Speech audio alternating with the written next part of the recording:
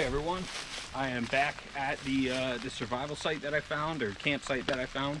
And so obviously I would like to be setting up in my normal shelter location, but I'm not able to because I don't have an anchor point for my tarp on one of them. And it is starting to come down a bit. So now that we're under the tarp and we're up and out of the rain, I wanted to do a little bit of a product review for you today. It's not something I typically do, but you know what?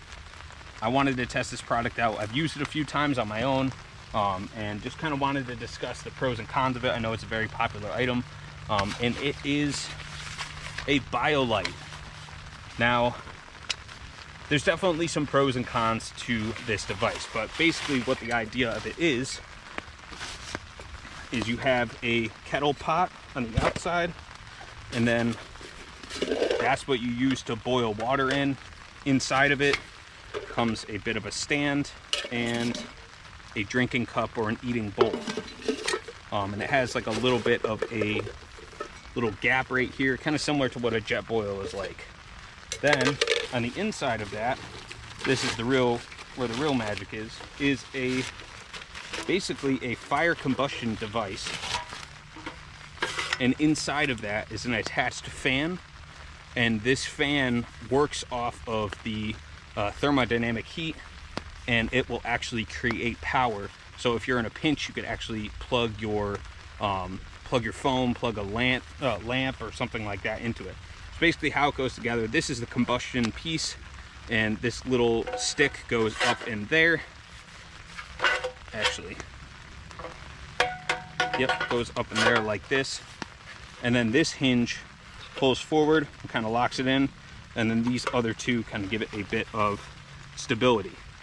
And how this piece actually works, if you could tell, I have a bunch of sticks all over the ground. How the piece works is you start a very small fire in it.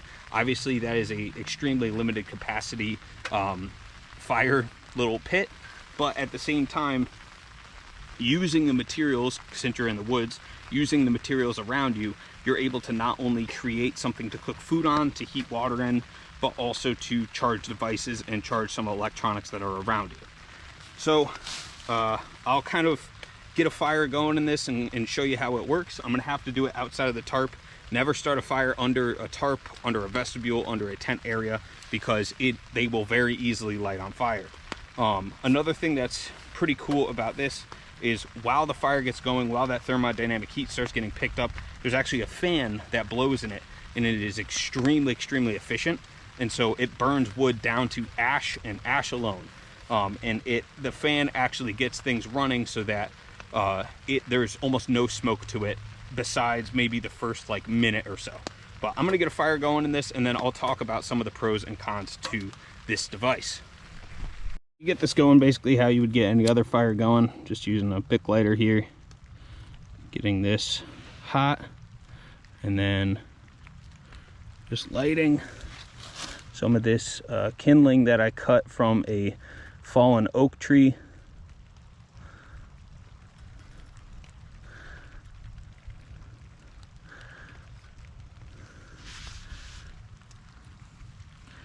As you can tell, it's a pretty small fire, and it's a pretty small area to get a fire going, but once it gets going good.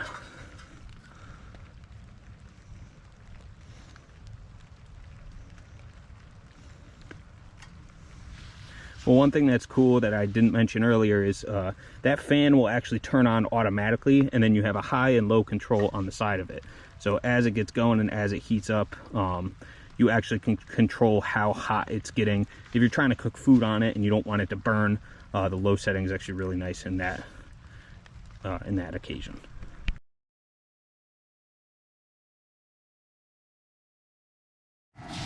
As you can tell now, the fan has kicked on, and I believe I was actually saying thermodynamic power earlier. I mean thermoelectric. I clearly am not very well versed on my engineering, but now that the fan has actually kicked on, it's going to really, I mean, there's literally no smoke here. So this is really going to really efficiently burn a lot of this wood and use that fuel to its max efficiency, which I find to be really cool and really nice. that this isn't just wasting wood. It's not like Kelly Kettle or one of those other devices where you know, if the wood's wet, it's just going to waste it. This actually uses its own fan and its own thermoelectric power to try to burn this stuff as efficiently as possible, so that you have to collect less and you actually have to use less while trying to heat up water.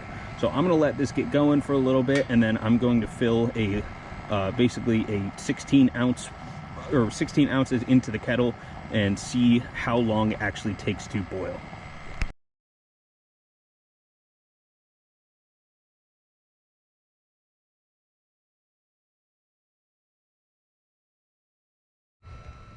So this took about 4.5 minutes to get from cold, 16 ounces of water from cold to boiling temperature, which just for reference, my pocket rocket stove will take about 4.5 minutes, or will actually take about 90 seconds to bring 12 ounces of water to boiling temperature. So I'd say for 16, probably closer to about 2 minutes. So it's about 2.5 minutes slower. Obviously this is wood burning, so you basically have to wait until the wood is done burning before you can dump it out or dispose of it and go on your way. You also have to wait for the device itself to cool down before you can start handling it. So there's that.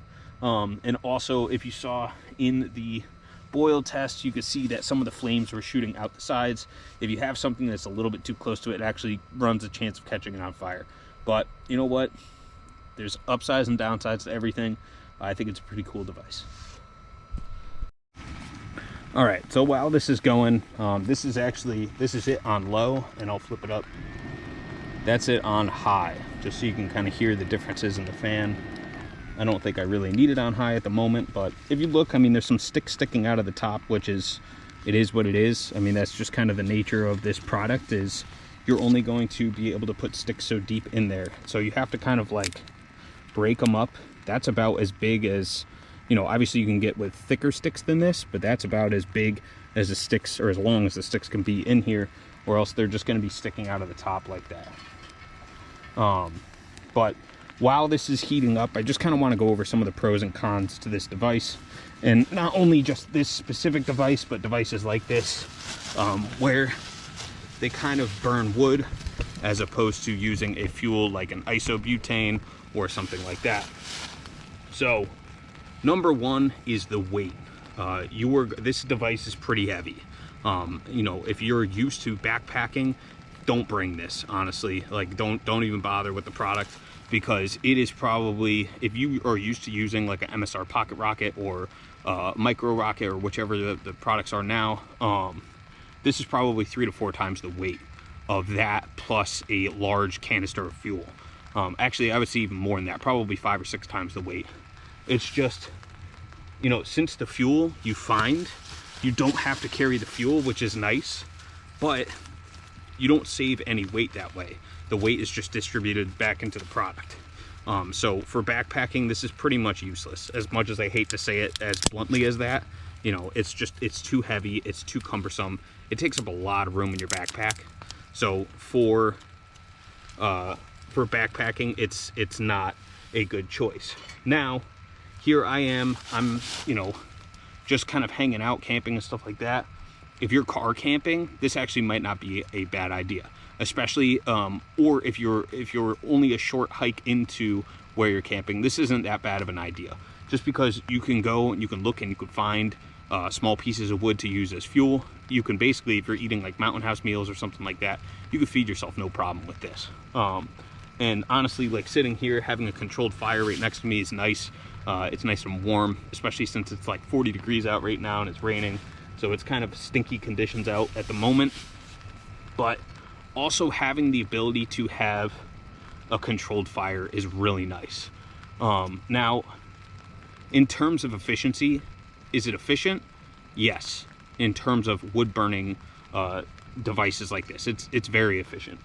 But is it more efficient than a isobutane stove or even like a Coleman stove or something like that? Not even close. It's just, it doesn't have the BTU output that those two have, but with those you have to carry the fuel and all that sort of stuff. So there's pros and cons to everything. Now, will this charge your phone, or if you have like a battery pack or something like that? you're going to have to burn a whole heck of a lot of wood to fully charge a phone or something like that. But if you're really in a pinch and you need a phone charge to get out of an emergency situation and you have this, it's actually not a bad solution. You can get a charge off of it, and you actually can, you know, get a decent charge, but you do have to burn a good amount of wood to get that phone charge going. So that's the only thing that's a little bit tough. Another con is, yes, it burns wood, but you also have to constantly feed it wood. You know, I've been talking for 3 minutes or 4 minutes now, which isn't weird, and I've already filled this up 3 or 4 times. Now, if you're trying to boil water or something like that on there, yes, you're saving that money on fuel, but at the same time, it's you know, it's kind of a pain in the butt to constantly take off the pot of water that you're trying to boil and put more fuel wood in there. So yes, you're saving the money on fuel, but also you have to constantly feed it, which can be a lot, and if you're really in a pinch, it can prolong your ability to actually get hot water out of it. So I think this device definitely has its pros and cons. Another con is it's a bit expensive for what it is. Yes, it's a stove. Yes, it's a charging device. Yes, there's a lot of technology that has gone into this, and my hat's off to Biolite for coming up with something like this. But at the same time, I mean, it's quite pricey. So I want to say this is in the $100 to $150 range, which is, you know, it's not cheap. And for a budget option, I would say a $35 pocket rocket with maybe an $8 isobutane is a lot more cost effective. Yes, you have to keep buying the isobutanes, but if you're not going backpacking every weekend, then it doesn't really add up all that quickly. So another con, I know I'm doing all the cons up front. Another con is you're limited by the supply of wood around you. If it's wet, if it's raining, then you're kind of screwed, because it's hard to get this going unless you have fire starters with you to dry out some of that wood. And then once it gets going, you can put some wet wood in there. It's not going to burn as efficiently, and it'll probably smoke a bit in that, but at the same time, you know, it'll get going with a bit of wet wood. But if you think about, as I said before, if you're backpacking or anything like that, a device like this, I don't believe is allowed on the Appalachian Trail, on the Pacific Crest Trail, basically any through hike trail. And it's because you're not allowed to use fire on those trails. You can use a controlled fire like a pocket rocket or another type of backpacking stove. But something like this, I don't believe you're allowed to use an open flame that could potentially catch the area on fire. For those who don't know, on the Appalachian Trail, on the Pacific Crest Trail, you're actually not allowed to have fire pits or anything like that. It's just kind of it's like a conservation of resources thing. It's a leave no trace thing. So with that understanding, I would imagine a device like this probably isn't encouraged. If not, it's not allowed. So keep that in mind. If you're planning a through hike, just get a pocket rocket, just get a isobutane stove. That'll save you a lot of frustration. So the pros of this, obviously you save money on fuel. It's, in all honesty, it's kind of fun. Like it's fun. I like testing stuff like this, like kind of the funky, cool things that the outdoor industry comes up with. I mean, think about it. This is a thermoelectric charger that is attached to an open pit burning stove. It's light enough that you can carry it with you. It's efficient enough that it can boil water in a quick period of time, but it's also technologically advanced enough that it could charge a phone, it could charge a GPS, it could charge lights, anything like that. I mean, I find it to be incredibly cool, and I think it shows insane engineering on Biolite's part.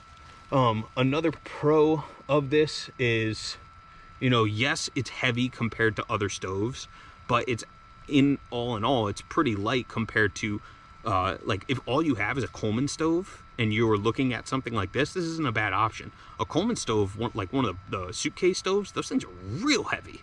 And so saving, not only the stoves are heavy, but also the fuel canisters for those are heavy. So if you're venturing into backpacking or something like this might not be a terrible decision, just because it's lighter, your fuel is going to be more available. And I think, like, I've used this a few times. There's attachments that go onto this. Like, I have a grill attachment. Obviously, I have the kettle over there.